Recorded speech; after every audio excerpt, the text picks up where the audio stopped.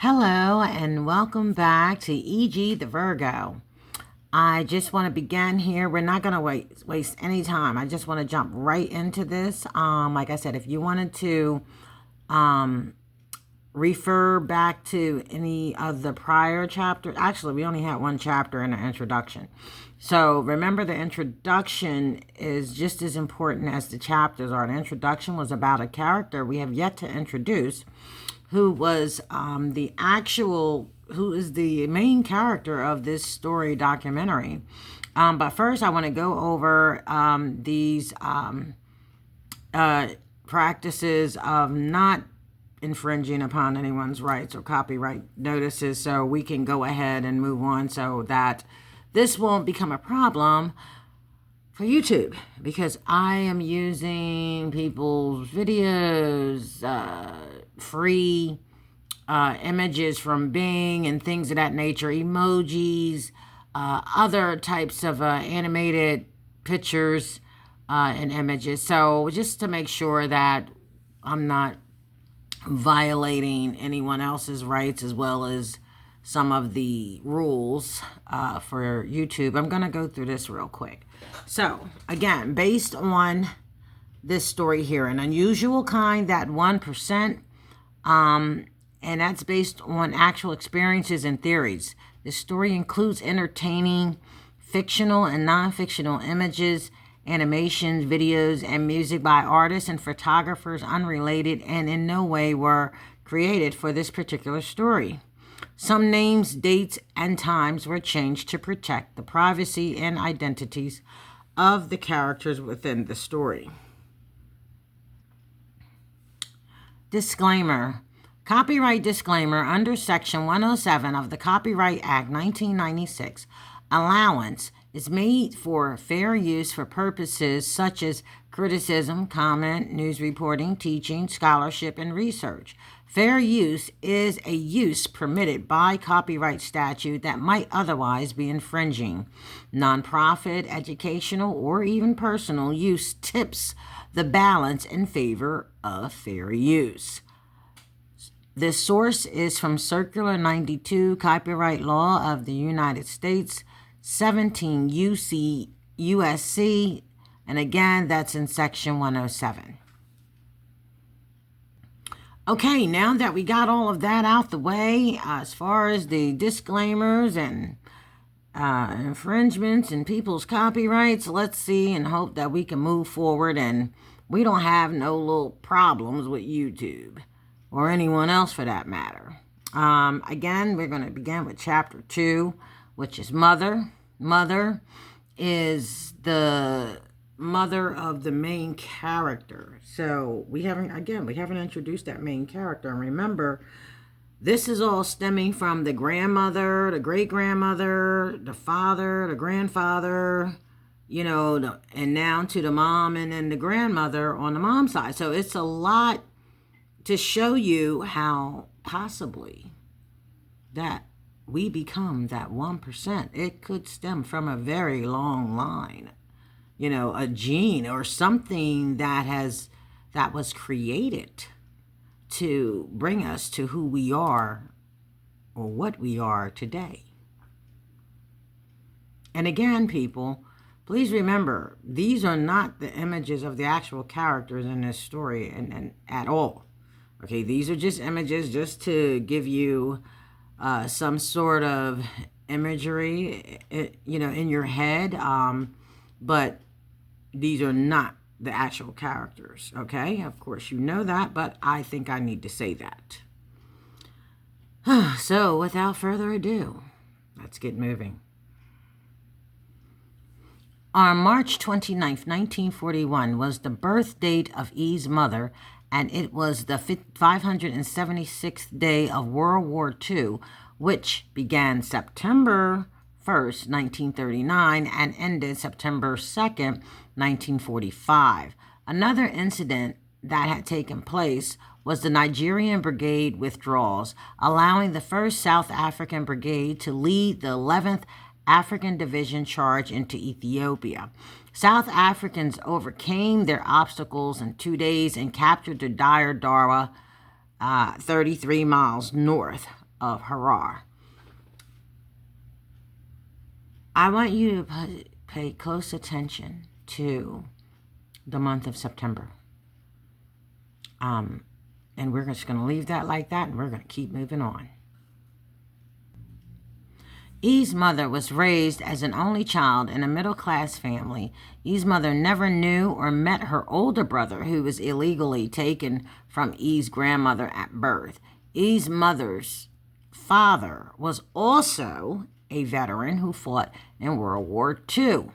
E's grandfather had such a caring, nurturing love and attachment for E's mother that he could feel or sense whenever his daughter, E's mother, was unhappy, distressed, or possibly having some sort of trouble, no matter how far apart they may have been from one another.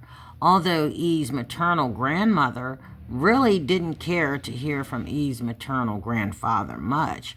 Anytime E's grandfather would begin to feel uneasy, he felt it was probably because his daughter, E's mother, may have been going through something stressful at that time. Now, I also want you all, the viewers, to keep in mind, or the readers, keep in mind that I stressed that E's grandfather was in World War II, which was her mother's father, because so was another gentleman during the father, in E's father's time. His father was also a veteran. So you got all of these veterans in this family. So we're just going to keep that in mind as well. But let's keep moving. And again, if you want to reiterate or cross-reference something, just go back to the introduction at chapter 1, and now we're on chapter 2. If you read through those, you'll see as how chapter 2 is going to tie into chapter 1. So what we're going to do, and then all the chapters eventually will tie into the introduction, but you'll start seeing it pieced together real quickly as we get through all of this. And let's begin here. Let's see. He would make every attempt to try and contact E's mother to see how she was doing. When E's grandmother put E's mother in an upper-class boarding school when she was about 8 years old, E's mother wasn't happy with the separation from her family. E's mother spent about 30 days in the boarding school before E's grandfather began feeling uneasy regarding the whereabouts and the well-being of his daughter, E's mother. E's grandfather didn't know that his daughter was put in a boarding school because he and the grandmother were estranged from one another. When E's grandfather started having some disturbing dreams and feelings regarding his daughter, E's mother, he began calling around to other relatives to inquire about the welfare of his daughter. When E's grandfather got word that his daughter was in some sort of a boarding school, he immediately found a way of contacting E's grandmother to let her know that he was going to go and take her out of that school because she wasn't happy and he wanted her to grow up with family and not be separated from the family.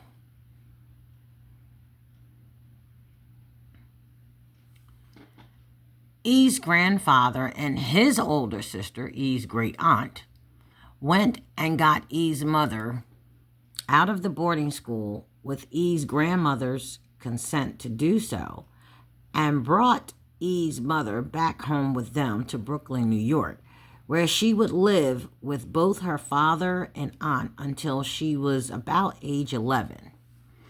When E's mother saw her father and aunt, she had gone from 30 days of tears to years of relief and happiness.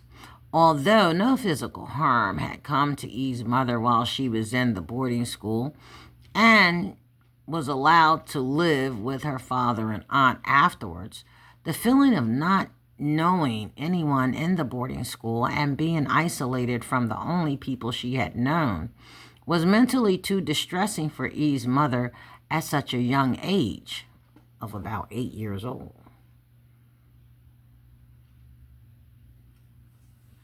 Moving forward, at the age of 11, E's mother went to live with her grandmother, E's maternal great-grandmother, and her other great aunt, who was the daughter of E's maternal great-grandmother, in New Haven, Connecticut, with whom she would continue to live with through the years of her early adulthood, about 18 years old. It was at the age of 12, E's mother noticed she had an unusual ability to see and talk to spirits of a past life. And although E's mother knew she could talk to some spirits if she so desired, being very wise and mentally mature for her age at the time, E's mother felt it was best not to engage with spirits and never did.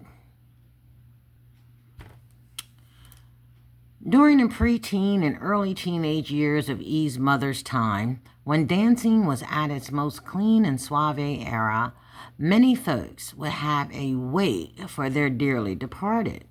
A wake was a commonly practiced tradition whereas the family would allow for the deceased family member's body to remain in the home in a casket for 24 hours before the funeral and burial services were to take place.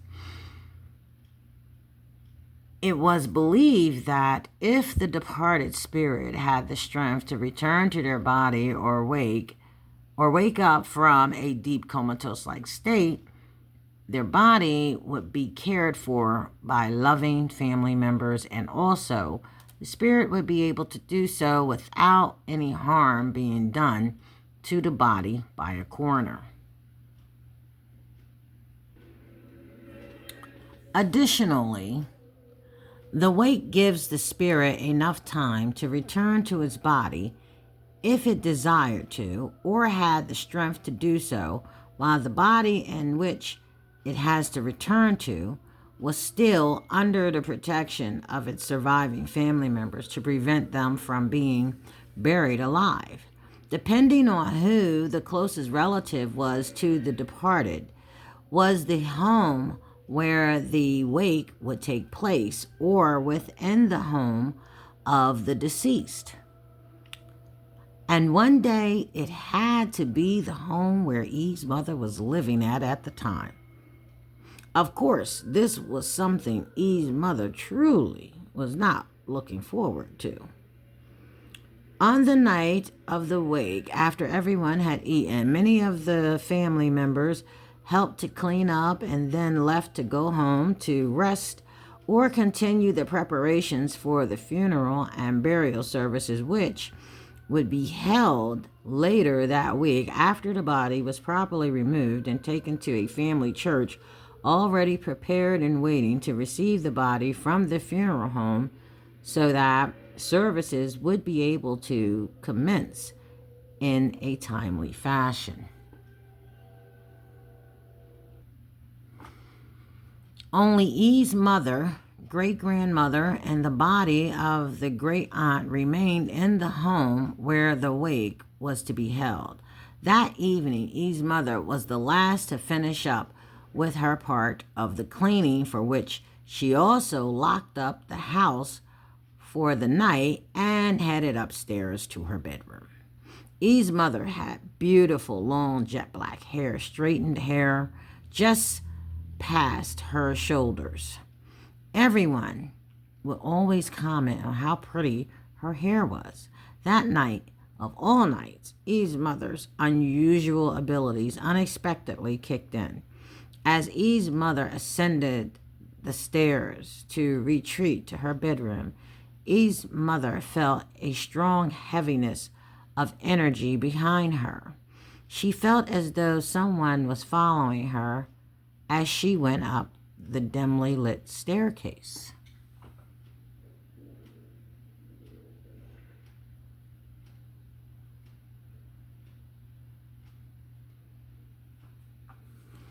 Because E's mother was familiar with what that feeling could have possibly been, without even turning to look back and confirm her feelings, E's mother quickly made a beeline for her bedroom where she felt safest. After E's mother was snuggled in her bed, just as she was about to drift off to sleep, E's mother began feeling that heaviness again in her bedroom. This time, it wasn't only behind her, but it was sitting on the other side of her bed from where she was laying. E's mother could feel the other side of her bed slightly indent, as though someone was actually sitting on the side edge of her bed behind her.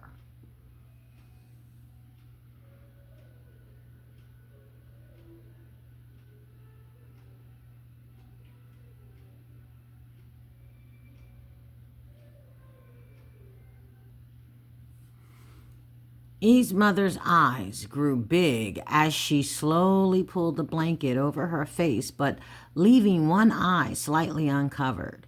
What frightened E's mother more was she knew no one had opened her bedroom door after she closed it behind her. In fact, the bedroom door never opened after E's mother closed it.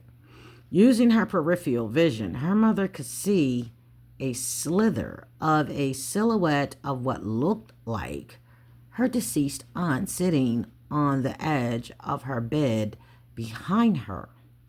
The aunt the wake was being held for.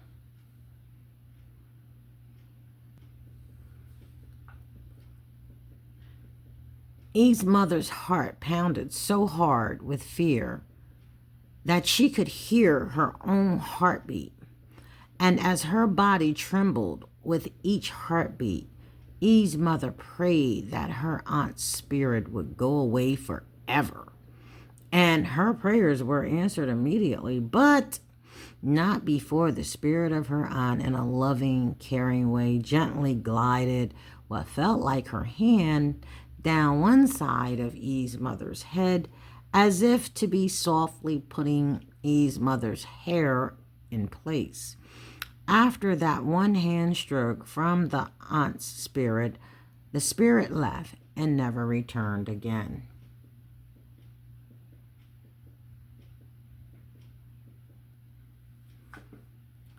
The next morning, E's great-grandmother was brushing E's mother's hair as usual and had noticed an unusual amount of E's mother's hair had come off in the brush. The hairbrush from the same side the spirit touched E's mother's hair the night before. E's mother told her grandmother of her experiences the night before, and the grandmother began applying blessed olive oil to E's mother's hair to prevent it from falling out any further. After 2 days of applying the blessed olive oil to her entire head of hair, E's mother's hair stopped falling out. E's great-grandmother acted as though that spiritual story and encounter E's mother had expressed to her was nothing unusual to her. She just calmly did what needed to be done to ward off any unwanted spiritual residue from E's mother's hair and any further unwanted paranormal activity. It was as if E's great-grandmother was well aware of and well experienced in such paranormal phenomenon.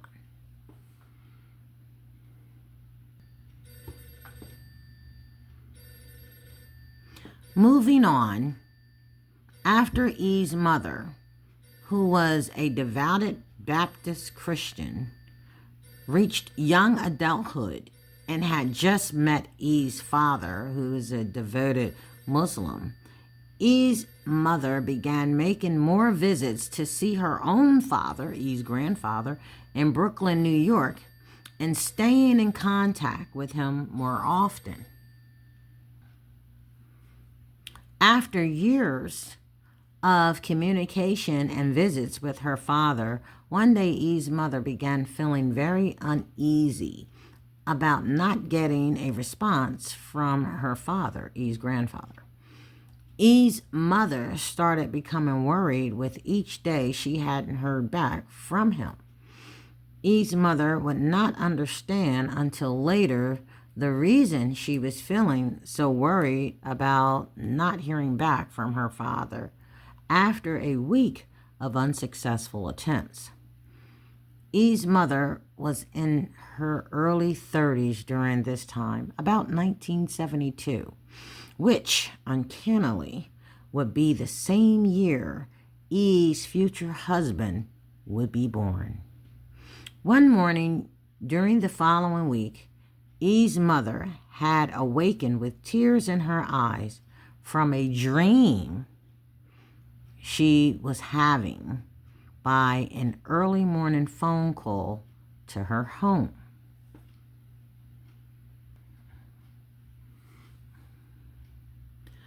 The dream she was having at the same time her house phone had rang was about her father. In E's mother's dream, she was waving bye to her father, who was on a military ship pulling away from some docks where E's mother was standing and waving bye to her father. The caller had called to inform E's mother that her father had died. Just 5 minutes prior to them calling E's mother to inform her of the bad news was the exact same time E's mother was still dreaming of her father smiling and waving bye to her as he was being deployed on a military ship bound for an unknown destination. E's mother's father died from sugar diabetes in 1972, approximately 21 years prior to the time E's paternal grandfather would die in 1993. How uncanny was the phone call of E's maternal grandfather's death versus E's mother's dream she was having at the exact same time he was actually dying 200 miles away from her in his Brooklyn home, and also the fact that both of E's grandfathers on each of her parents' side of the family died of the same illness, sugar diabetes.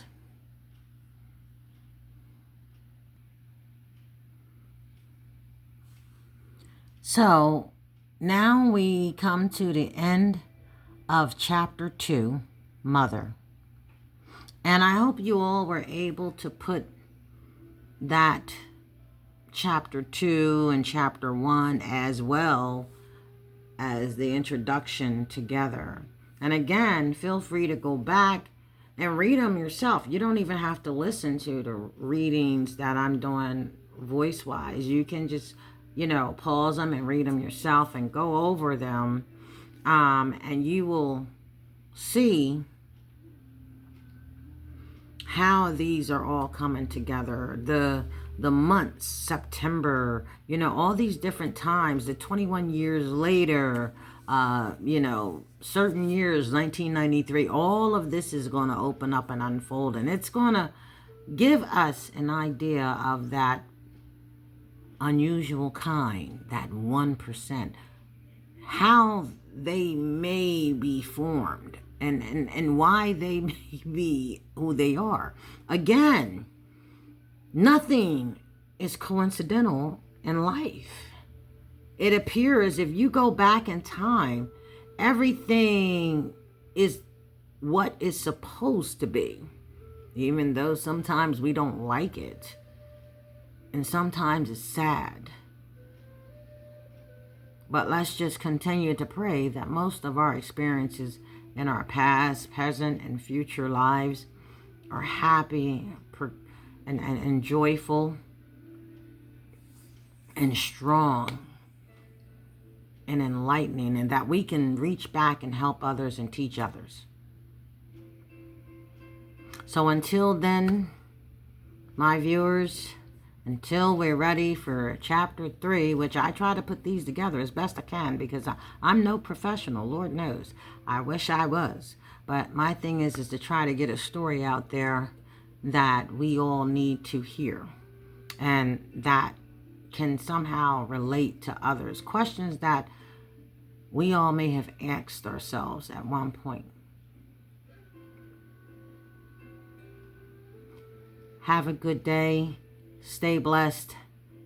And let's hope I can get that chapter 3 out sooner than I got chapter 2.